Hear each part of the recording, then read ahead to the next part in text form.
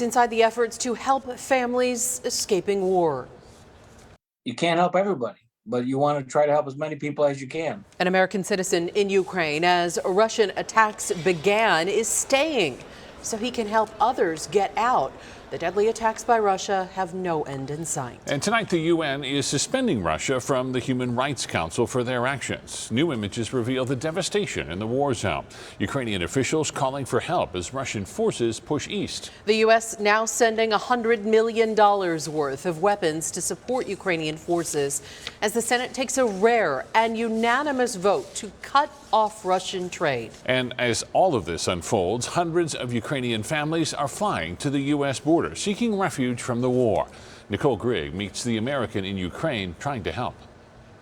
The U.S. has said that they'll welcome up to 100,000 Ukrainian refugees, but one man I spoke with who is over in Ukraine says the U.S. needs a better plan and system to get them here. And as much as I can help, I'm going to stay. For 3.5 weeks, Taras Petro says he's been helping refugees cross the border out of Ukraine. They write the phone numbers of family members on the backs of children, so that if in case the parents die or go into captivity, the children can be rescued by some family members or friends. Petro was visiting family in Ukraine before the war started, and he couldn't catch a flight back to the U.S. because he says he caught COVID-19. He tells us he decided he would stay to help. And this window that is in back of me, so in about 8 minutes,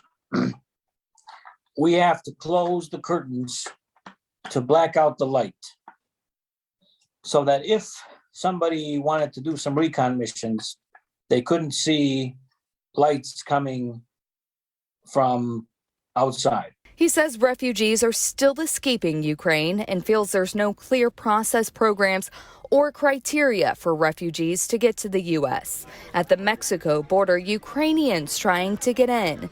The U.S. Customs and Border Protection says at the Yuma border in Arizona, they're seeing middle-class migrants from non-traditional countries flying into Mexicali and Tijuana, coming across the border with baggage and surrendering. Mexico is allowing Ukrainians in with a simple travel visa. The Russian troops, they were inside of our house and in our neighbor's house as well, and the lot of mess over there. They stole all the stuff. As for Petro, he plans to continue to stay in Ukraine as long as his Hummer keeps running, allowing him to get families to safety. I'm going to stay as long as I can be of help to Ukrainians. In Phoenix, NICOLE GRIGG, ABC 15, Arizona. And as Nicole mentioned there, the New York Times reports more than 2,000 Ukrainians have made their way to the U.S.-Mexico border in the past 2 weeks. They're arriving as many border officials worry about an uptick in migration with the pandemic asylum ban Title 42 ending. Tonight, Arizona's 2 senators are part of a bipartisan bill to delay lifting that policy. Both senators, Kyrsten Sinema and Mark Kelly, have been very clear they oppose ending it. They want a clear plan laid out about what will be done to handle more people at the border. This new bill does just that, requiring Homeland Security to present a plan to Congress. If they don't, a congressional committee would create one. It also would prevent Title 42 from being lifted until 60 days after health officials formally end the COVID emergency. A similar bill is also being introduced into the House.